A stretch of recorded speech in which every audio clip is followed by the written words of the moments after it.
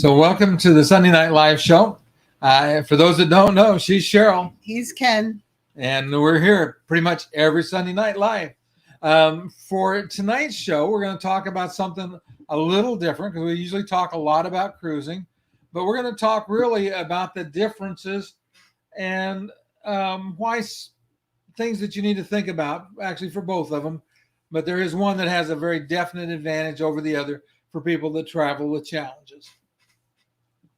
So for those that don't know, we just came back from spending basically 10 days in the Dominican Republic. We visited 4 different all-inclusives.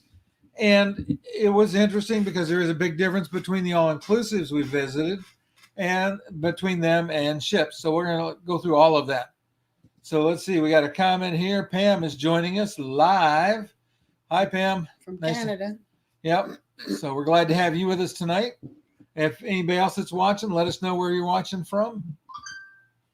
Okay. So, and then also, if you have comments and questions, do me a favor, put them in the chat, please. Yeah, if you have questions. But to start with, we'll talk a little bit about similarities because they are very similar in some ways. They're a vacation where pretty much all of your expenses you lump together, and you go somewhere and do something, and you can do it with, like with a cruise, you can do a 3-day all-inclusive, you can do a week all-inclusive, you can do longer periods of time. So that's very similar to cruising. In general, your food and your entertainment is included, but there may be some exceptions, and that's kind of like cruising as well. What else is similar? What do you think, Cheryl? Well, I mean, you get the same room service, although I think the all-inclusives had better room service than some of the cruise lines do now. And then also, like on the all-inclusives, because they don't separate out a drink package, then they stock your mini bar and you don't have to worry about a charge for it. Yeah, that is different. We'll talk a little more about that as we get into focus on differences. Oh, and then also I think like on the all-inclusives, they took your luggage. They carried your luggage to your room, which they do on the cruise ship. Then they take it off the cruise ship too. So yeah, that was nice. Yeah, that's pretty similar. We found that the all-inclusive places, pretty much you had evening shows like you would on a cruise ship. You'd have like I said, your meals. There was things to do. One of them had bowling, but they both had sports bars. Pretty much there's a variety of activities that designed to keep you busy. They had a staff very much like an entertainment staff that went out and helped stir up some activity at the pools. Again, very similar in those categories. Yeah, now, an all-inclusive, if you want the beach 12 hours a day, then you probably want the all-inclusive. The beach is right there all the time. So that's something different. You don't find a beach on a cruise ship. Yeah. And so we'll start to talk a little bit about the differences now. And because some of the differences in particular are going to affect you if you have mobility challenges or need some kind of special need. If you travel with a disability, there are some, let's say, typically more challenges with the all-inclusive than there is with with a cruise, because the cruise ship pretty much know what you're going to get. Whereas on the all-inclusive, it can be much more challenging to figure out what they have and what you can do there. And referring to the cruise ships that sail out of, that are home based like at U.S. ports, or that come because in Europe I know the accessibility on like the river cruises is different than the ship cruises. Yeah. So and so I should say we're contrasting it with an ocean going cruise. Again, if you have questions, comments, put them in the chat. In fact, let me ask this question early on. Let me know if you've been stayed in an all-inclusive and a cruise. So we'll put that out there as a question for everybody to answer. But let's start with the biggest concern and the biggest challenge with all-inclusives is the definition of an accessible room at an all-inclusive resort can be very different from resort to resort. For example, one of the resorts we stayed at, there are accessible rooms. We didn't get one, which we had reserved. So, and that's a piece of it too. It's really hard to get a guaranteed room, even a guaranteed room type at a lot of the all-inclusive properties. And if you're booking through a tour company, you probably can't get it. I was contacted the other day by a travel agent. They have a gentleman with no legs that's going with a group to an all-inclusive, and she said she couldn't get the information, couldn't get a guarantee, and she wanted to know what I knew about the resort, and it's one I haven't been to, so I don't know.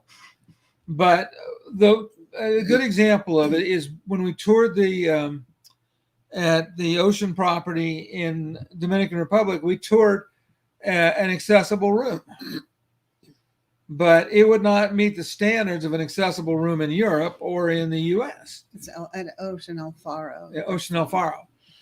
And the big challenge there was the room. The room was big enough, but it just didn't have the feature that you needed. Pam said she stayed in one in 1999 in Cuba. Probably different now. Yes, everything is different now. Here, the banners. Yeah. Sorry, click on the banner. Okay. But so this room, and when I say it was different, this room was different because didn't meet a standard for accessibility because it didn't have rails in the bathroom. It didn't have rails in the shower. I think the shower was a roll-in shower, but it didn't have a seat. And so you need to be, if you're booking an all-inclusive, if you're booking through a travel agent, you need to make sure your travel agent understands what you need, because like I said, their room categories can be very misleading. If I'd have gotten that and needed an accessible room, I'd have been very unhappy. Yeah, I could not get the wheelchair or the scooter. I couldn't get my little electric wheelchair even really very close to the toilet either. So it was challenging. Yeah, it just wasn't, like I said, it didn't meet the normal standards of accessibility. The properties we stayed at for Majestic, their accessible rooms were accessible. They were what you expect. Their accessible bathrooms had rails. Ocean El Faro, the accessible bathrooms might have had one rail, but again, they wouldn't meet the standard. No, there wasn't any railing. I thought there was one that you had hard to reach. No, at Ocean, no, there was none. Oh, okay. At Majestic had one on the sides. Yeah. Okay. It was okay, yeah. But so those are the kinds of things there was one. Okay, at Ocean El Faro in the lobby, you go in and to the left there's a handicap restroom, and there is a railing on the right side. It's one of those fold down railings, and then on the left side there was like a ledge I could lean on. But that was the only railing I saw on the whole property. Yeah. So those are the kinds of things that you need to verify. Whereas, if you book an accessible room on a cruise ship, you usually don't have to worry about it. Usually it's pretty much, it's going to be accessible. It's going to have the taller seat. Oh, yeah. Well, in 89, I was younger too. Better looking. So you had the, like I said, in a cruise ship, you can expect roll-in shower. If you do Carnival, they'll have what they call an ambulatory accessible, which means there may be a lip to the shower and a lip to the bathroom. But you're still going to have the handles you need. You're still going to have the handles by the toilet. You're going to have the support you need. And that's one thing that is critical for Cheryl. So a room where you nothing to hold on to makes it very difficult. Yeah, like I think on the cruises, you have the advantage of the restrooms are usually small enough that the ambulatory accessible ones, I can lean on the sink. It's just right there. I mean, you can find something to lean on, at least on one side. Whereas in a bigger room, like in a hotel room, the restrooms can be quite large, which is nice with the wheelchair. But then if there's no railings, you got nothing around you to lean on, unless you can get your scooter all the way up there. So that's one of the big concerns. One of the other things that we noticed is that at none of the properties in the Dominican Republic we visited, is there any, let me rephrase that. There's no pool lifts anywhere. We didn't see one in any of the, whereas on just about every ship you get on, there's a pool lift. Especially sometimes it'd be good if you need a pool lift. to contact the cruise line, when they all have accessible forms for you to fill out and put on there that you want a pool lift, and hopefully they'll make sure they know where it is. So some of them are portable and they have to go find them. And so on one ship, they said, just let us know half an hour ahead of time and they'll have it waiting. And that worked very good. Yeah. So, you can almost always get in the pool on a cruise ship. Now, one of the properties at Majestic had what you would call a barrier-free entry. It had just a little tiny lip right at the top of the pool and then a gradual slope. But again, if you need a pool lift, they didn't have one. On the beach, again, no. A good example is like at the beach club in Bimini. They all had mats. Pretty much there was mats that went out, Moby mats, so you could get down at least close to the sand. There was a boardwalk, that got you along the upper edge of the beach. At Majestic, at Ocean, there was no way to get close to the sand at all. In other words, unless you just had somebody help you walk out there. Yeah, at Ocean Faro, the chairs they have out on the beach are really far out. I mean, the buildings are far away from the water, and so if you were in the elevated, I forget what they call it, but they have an elevated section. I mean, a higher price section. And that one, it was still probably 50, 60 feet to the first chair or group of chairs with the umbrella shades and things out there on the beach. The other ones were probably closer to 100 feet. So it'd be quite a walk through the sand to get out there. Now at Majestic, they have shorter beaches. It's much shorter distance. If you could walk a little bit, you could hold somebody's hand and get there without getting too tired. Yeah. Now, one of the things they'll say about Majestic that and this is, again, one of those questions you have to ask if you're thinking about booking an all-inclusive, is can they get you rental equipment? Because they did have some scooters available, and they rented a beach wheelchair. Now, it was the kind that was hard to push, but they did have a beach wheelchair so you could get out and get in, on the sand at least. And the rental company they used had options available. So if you needed like a Hoyer lift, or you needed something that they didn't have at the property, you could reach out to them in advance and they could make arrangements to have it there for you. And I think they did have, I didn't see the picture, but they talked like there was an accessible, a water accessible beach wheelchair. So these are things that we don't necessarily have to think about on a cruise. But we do have to think about if we're booking all-inclusive, if we want it in the water. If you don't want it in the water, then the all-inclusive is, that's not a factor anymore. And we saw lots of people in wheelchairs, scooters, at Ocean El Faro. And in a property that probably had 400 or 500 rooms, they had 2 family rooms and 2 adult-only rooms that were accessible out of all of that. And then, like I said, they weren't really accessible. They just called them accessible. I will say that on the at the all-inclusives, the restaurants have a lot of room on all the properties we went to. Have a lot of room in the restaurants between chairs. All the buffets had plenty of room, easy to get around.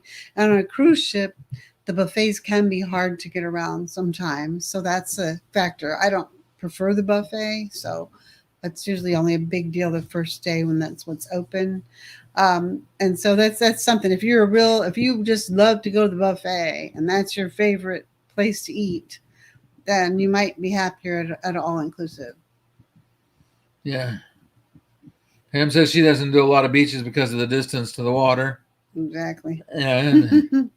Yeah, and like I said, there were rollators. There was just about everything you'd see around. Yeah, I saw a young man there, and I asked him how they thought about the handicap room, and they said, well, he can still stand for a while, and he can walk some, so he didn't mind not having the railings.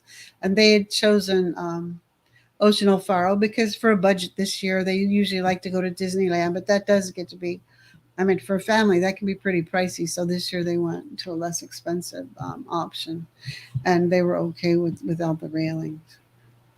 Yeah. So again, it's one of those things that you want to make sure you know what you're getting into with an all-inclusive, where you might not worry about it nearly as much on a cruise line.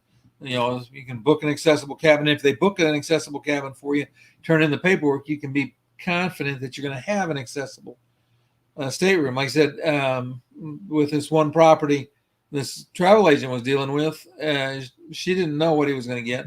When we had requested an accessible room, we got to the resort, they didn't have any accessible rooms, and so they gave us a regular room. Now, they were nice. They did upgrade us because of that. And they said, and the next day, or 2 days later, they had one available. We could have switched, but we only had one night left. Yeah, so it wasn't worth the effort. Oh, and then I just say that another similarity between all-inclusives and cruise lines, if you really want to be pampered, most cruise lines do have like a butler level, or and the all-inclusives also have a butler level. And so we tried those, and that was nice. Especially at the El Faro, we used our butler quite a bit because he retrieved a camera I lost, and he helped us with quite a few things. And so it was scheduling, like the specialty restaurants. They get like, I think, a priority to booking that over the regular customers, maybe.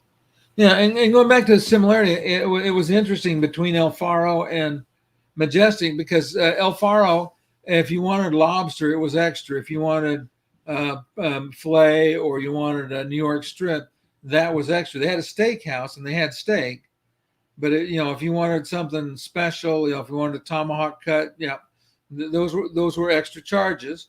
And the same would be true on most cruise lines. If you were eating in the main dining room or in a specialty dining room, you'd have to pay extra for those. At Majestic, it would be more like on an upper end cruise line, where there is no upcharge. Like I said, we got crab claws on the buffet at the beach. I mean, lobster claws on at the buffet at the beach. There we go. I got all the words out in the right order. Yeah. But another piece of it that's a similarity and that you can think about is that you have excursions. You can have excursions on an all-inclusive. You have an excursion on a cruise, and you have the same challenge with both of them, is trying to find one that's accessible. The nice thing is you have a little more time to work on getting something set up at an all-inclusive where you're staying in the same place and they have the same excursions every day. Whereas, you go from one island to another on a cruise ship, that varies. It becomes harder to do that. But I would say that, that's a very strong similarity in the excursions. Now, the advantage of another piece of an advantage for the all-inclusives is you're staying somewhere for a longer period of time, so you can get to know one place a lot better. Cruise ship, you've got 8 hours in port, probably not going to get to know it very well.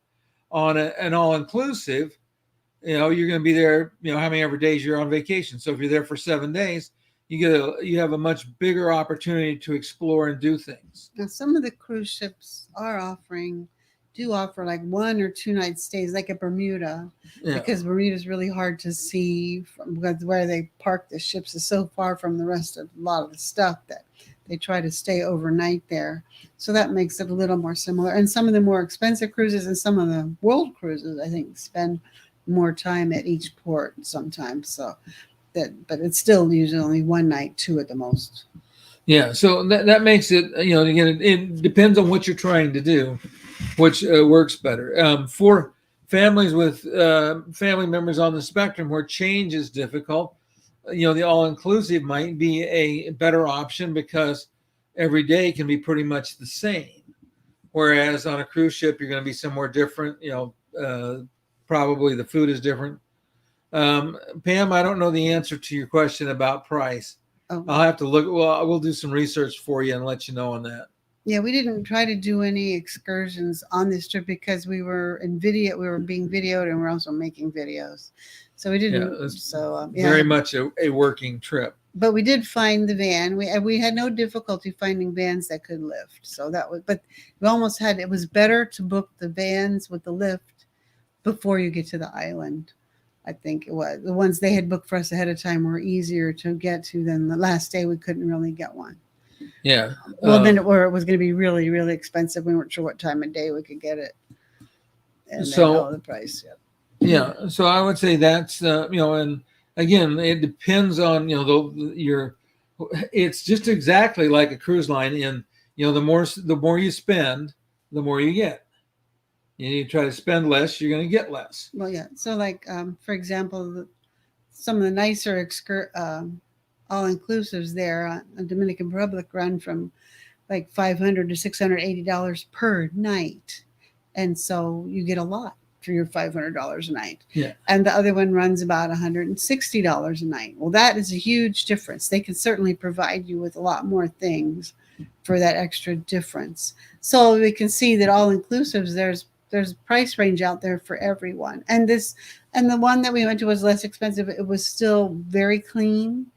The food was very good, but it just, but there was limits to what they would give you without an extra charge. And the alcohol was fine. The drinks were fine there, or whatever you got to drink, it was good.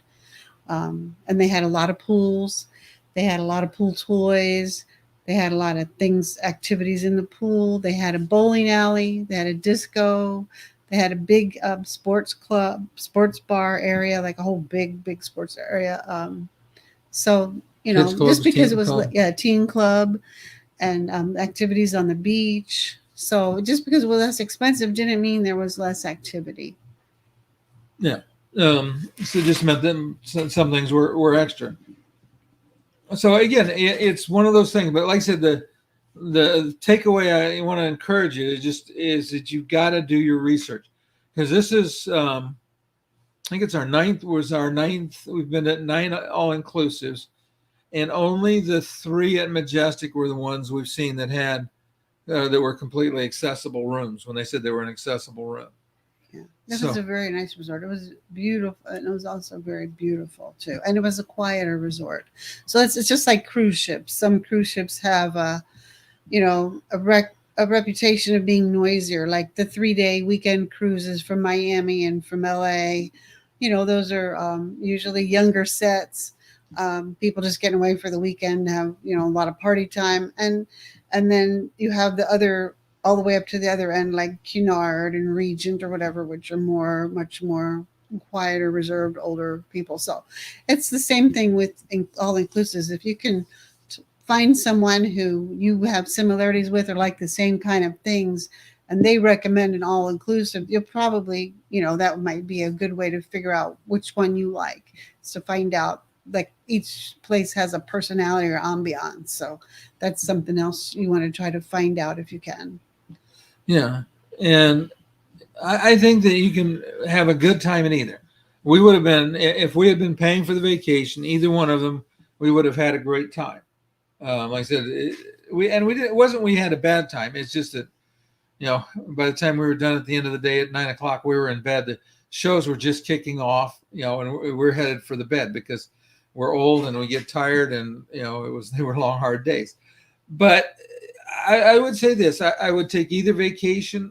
They said the big thing is make sure that you can get what you want at the all-inclusive or what you need in the way of support. Let's see. I was trying to think what else. The drink packages at both. Again, by the time you add in the cost of a drink package on a cruise ship, that's $60 a person a night for a lot of them. Or plus or minus. So you add that to the price of the cruise fare.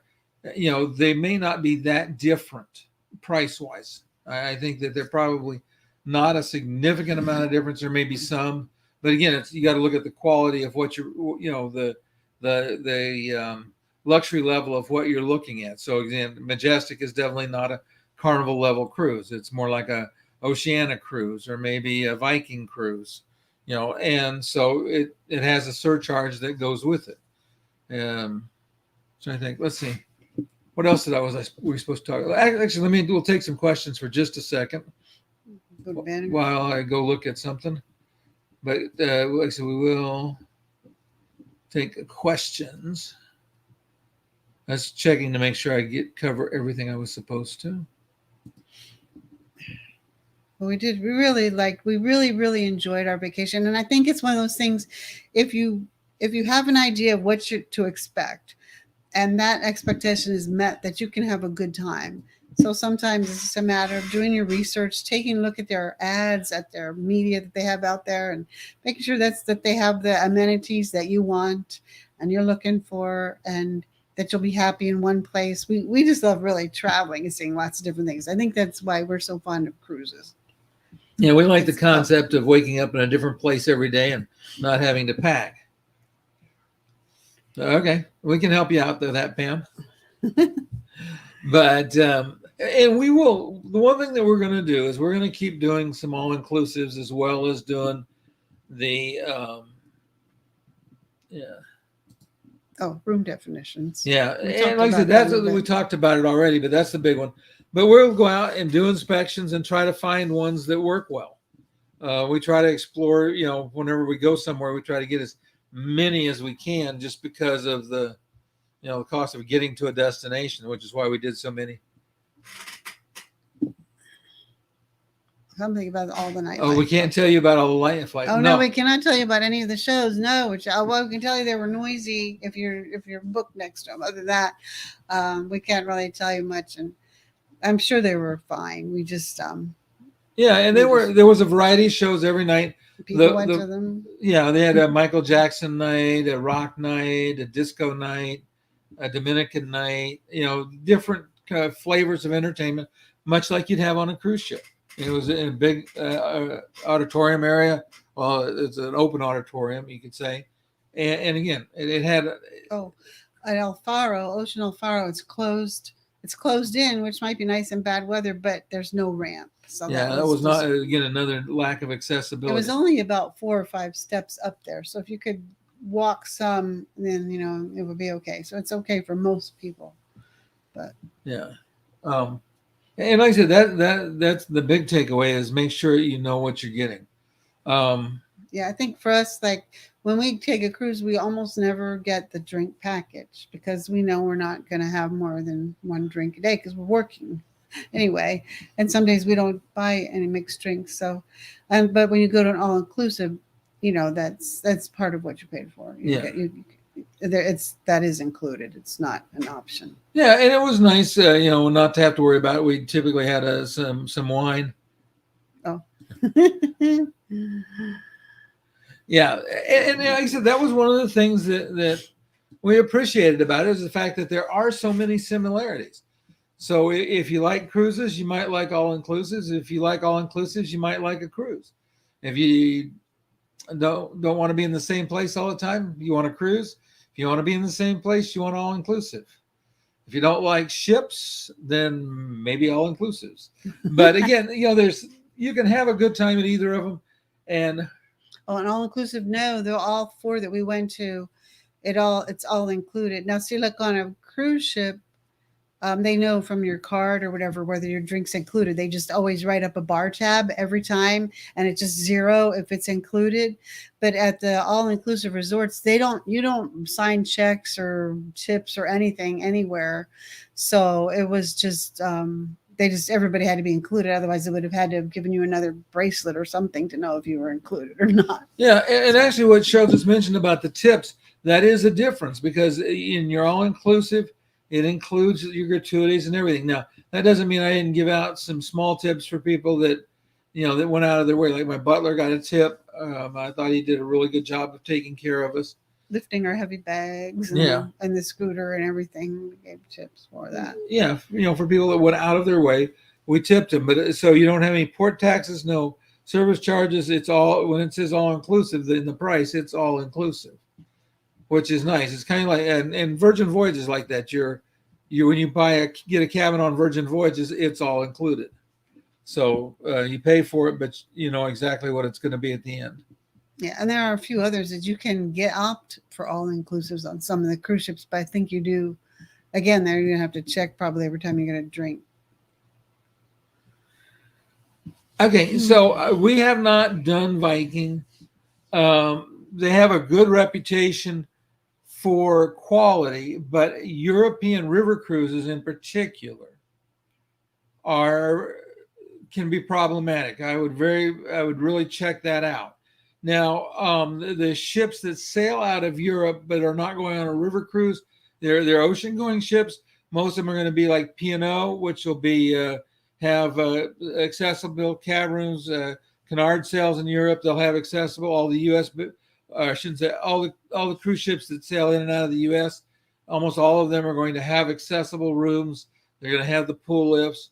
It's when you get into some of the smaller products like AMA, the Viking River cruises, a lot of the small ship cruises may not have accessible cabins, but that doesn't mean that none of them do. You have to investigate it. If my email is Ken at Traveling with a Chair. If you want to know about a specific one, if you'll just send me a message, you can put that in the. Actually, make a banner and put it in. They had bottled water, yes. And your bottled water is included. Bottled water's in your mini bar. Your soft drinks are included in the package. That's different because cruise ships charge you for a soda package. Yeah. But like on NCL, it's funny because they don't include bottled water. Now, a lot of the cruise lines include bottled water if you have the drink package. NCL doesn't. But on the cruise ships, we just usually drink the water. Yeah. But in the all-inclusive, we drank the bottled water. Yeah, we pretty much drank bottled water, except in the restaurants if they poured. But yeah. A lot of times you'd see them, they just poured out of the bottle anyway. Yeah. So, and we didn't have any problems with it. The DR can, in some of the ports, may feel a little unsafe. We never felt unsafe or insecure in any way at the resorts. Except for the cab driver at the end. Well, yeah, we had a cab driver that had a suicide complex. Royal Caribbean in Europe will be very accessible. In fact, we just had a client came back off of a ship that sailed over here. Well, Symphony. Yeah, the Symphony is one of their big ships, and it went over there. But it didn't do a river cruise. It just, so is it an ocean-going ship or is it a river ship? What was the ship designed for? So, the river boats are smaller. Yeah. And even some of the small ocean going, it's like we've got a client on Silver Sea right now, and we couldn't get them an accessible cabin. We had some real challenges trying to help them as much as we could. They made the reservation somewhere else and then came to me, and we did what we could to try to get the cruise line to help them. I won't know till they come back, how that cabin worked for them. But it's and that Silver Sea is a small ship. Most of your upper end small ships will have a few accessible cabins. Even in the U.S., the riverboats will have cabins. Both American Cruise Line and American Queen have accessible cabins on their riverboats. Now I think both of them have some excursion or expedition type boats that may not have accessible cabins and may go to places that aren't accessible. Nope, we have not been to, sorry, we're not always popping the question up. We have not been to Europe on a cruise. That's on our plans for next year.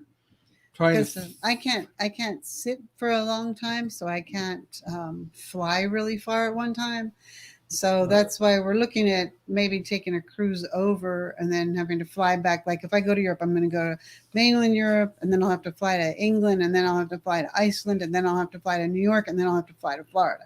And like a day at each, stopping almost at every one for my back to rest overnight. So yeah, unless we decide to put her up and lay flat first class, and that could be expensive. So we're trying to get there. We're hoping somebody will donate me a flight. But anyway, otherwise it's going to be a long trip. Yeah. But that's why we're going to Hawaii on a cruise, Holland America, because it's cruising there and cruising back. So that's going to be a lot of fun. Yeah. We've been there before, but we've never done it'll be our first open ocean voyage where we're just going really far out and back. So we'll see how this goes in January. Yeah. Well, and it'll be the first time that we haven't been to Maui or Hilo. Yeah. We haven't been to all the islands in Hawaii yet. Yeah. So she's been to Kauai. I haven't. She took my son to Kauai. So what do we have? Another question? Oh, I understand. Ask the pilots. They have a sleep area. Oh, do they? Well, Cheryl flew in the cockpit with a pilot once upon a time, and I think he would have been glad to share his sleeping space with her. I got to see the sunrise out there past Hawaii. It was pretty nice. Yeah.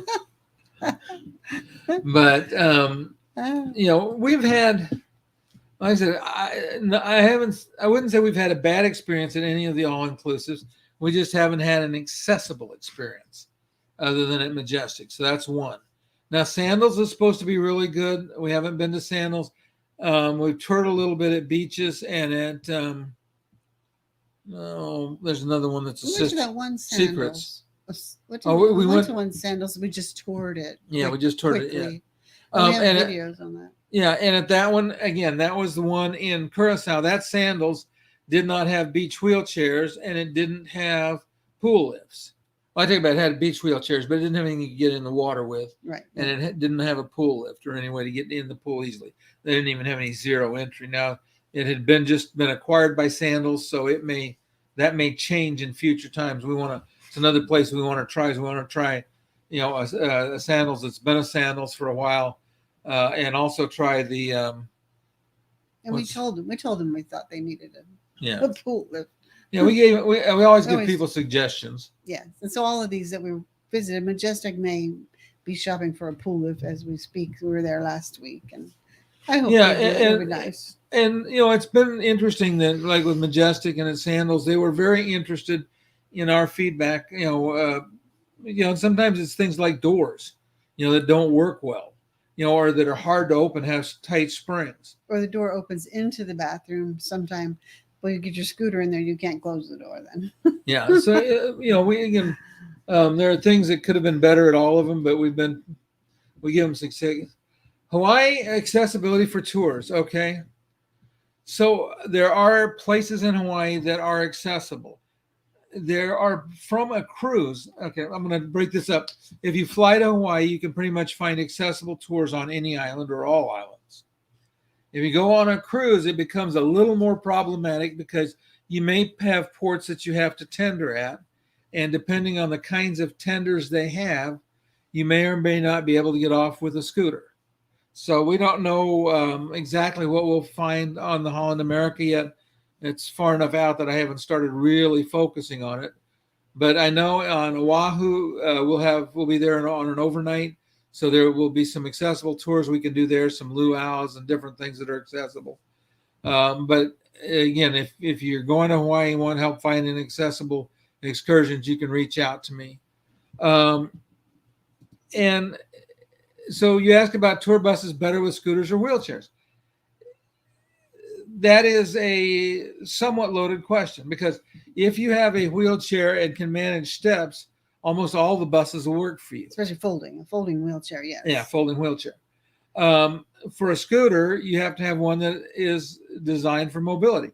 Now, I'll say this: when we took the trip with Rocky Mountaineer, they had a bus that was accessible. In fact, on my YouTube channel, I've got some shorts that they're showing Cheryl getting on and off the bus, and it was right in the middle of the bus, which I thought was very different, but it worked really well. So, again, it depends on the place and the tour operator, what they have. In Hawaii, almost all the public transportation is going to be accessible. There are accessible cabs, and you can actually get an accessible cab in Hawaii. I interviewed a young lady that went there. It was interesting, too, because she made a point that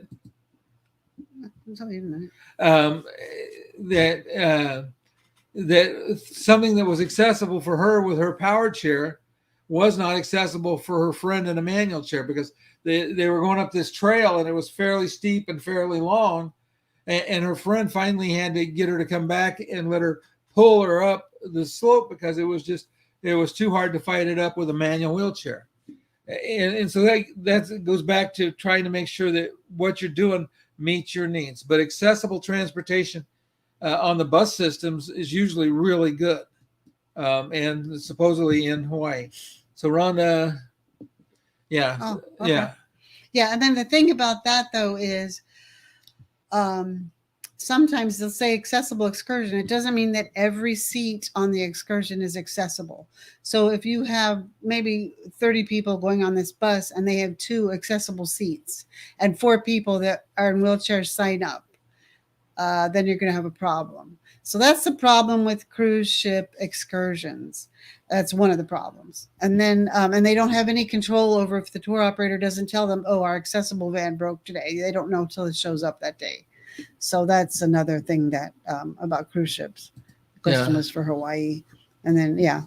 Okay. Yeah. So we're going to look into it. And a lot of times we do our A lot of times that's why we go privately, because if the private operator, we personally talk to them and said we want an accessible thing, then they know and they'll hopefully contact us ahead of time and everything and Yeah, let us know. that is one of the reasons a lot of times we book independently. And see, I don't know about Vegas for a cab. Florida, we've not had good success in Miami. I mean, there are accessible cabs. They just don't ever come when you want them. They don't show up when you ask for one. We did find in Miami, we shared it on the, I guess it was when we were talking about the headed out to the Dominican Republic, that we found a provider there that did a good job, and I posted their information in the Facebook group. And I imagine it's not cheap because it's like executive, whatever. It was extremely nice company, but they are. Well, it was $160 for an accessible van from the airport to downtown. No, not 160. It was $100 and change for the accessible van. You could put 4 people in and 3 people plus somebody in a scooter or a wheelchair plus luggage. So I didn't think that was too bad. It's not as cheap as a cab. In Miami, a lot of times you can get at least close to where you want to go on Metrolink, or is it no Tri-Rail. So we look at those kinds of things. Yeah, we got to look at all the different options there and try to keep that expensive ride as small as possible or short. Yeah. So here, I'm just going to read out. Rhonda says, scooters and buses are largely driver dependent. A typical bus can hold a scooter in the luggage bay, but it will be collapsed. So make sure you check all your tightening knobs. Oh, yeah. And now, the Cheryl's wheel folds down enough that it's what it should, and they don't have to change anything on it other than just put the seat down. It'll fit in. That's not a problem. The question is how many steps up. Cheryl usually can get up the steps if she needs to. Okay, so Bermuda should be very accessible. I'm sure you're going to love it. I haven't looked at tours. I can do that for you. See, and if you're flying, are you sailing out of Miami? If you are, look in the Facebook group and you'll find the listing for. I want to say it was something. It was Elite Travel Club. Oh. I think, but anyway, it's in there, and you can look at their website and they can give you pricing because they did from the Brightline station to the airport. They do from Brightline station or the airport to the cruise port. So pretty much anywhere you need a wheelchair transport, they're good for it. So I would check in the Facebook group. Yeah. Okay. Yeah. We put that one up. Yeah. Any other questions? We'll give you guys a couple of minutes. So I think there's anything else to say about it. But like I said, either works well. Like I said, you just with the all-inclusive, you got to pay a lot more attention to the details. And I would insist that they guarantee you an accessible room if you really need one, and make them guarantee it to you in writing because of, you're sailing out of Cape Liberty. Okay. Yeah. So Cape Liberty, I do think you'll need I don't think that you can get there on the metro. You can get pretty close. I don't know about the bus. I didn't look at the bus, but from New York City, you can get over on the train and get close to Cape Liberty. That's what we did the last time we sailed out of New York City. But we had a folding wheelchair then, so it was a little easier and a little different. We'll have to look at that with the next time we go out with a scooter. Okay. Well, listen, glad to see you. Glad everybody's here. For those that joined us late, if you haven't subscribed to the channel, do me a favor. If you look down, your subscribe button is red. Click it. It'll change colors. Yeah. Yeah, right. It's not. I know some of those steps. I have tall, long legs, and sometimes on some of the trains I've been on, and you have to get up to the second floor. It's like, wow, it's like hard to do. Yeah, and again, we that's why we go and do these things so that we can help you know what it's like. That's why we do the videos. But again, if you haven't subscribed, please do so. Please share with your friends. If you know somebody that's traveling with challenges, whether it's any kind of a disability they're traveling with, ask them, share the channel with them. We'll try to find answers for people. We like to do that. Oh, if you live in Jersey, I guess you can drive to the port. That would make Oh, it easy. That yeah. makes it good. That makes it easy. Good idea. Yeah. That's why we moved to Florida, because we can drive to most of our ports. Yeah, and it's really nice in Florida because with a scooter lift on the car, we get free parking, so it's good. It's all good. That's that's a $50 or $70 every trip. That makes It's a big difference. savings. Yeah. Yeah. Yes. Well, thanks Okay. for everybody coming. We enjoyed it. Hope you did. And we'll see everybody next Sunday. We're gonna be in town for a few weeks, so we should be here pretty much every Sunday. We'll For see you. 7 weeks. Yeah. Bye. Bye.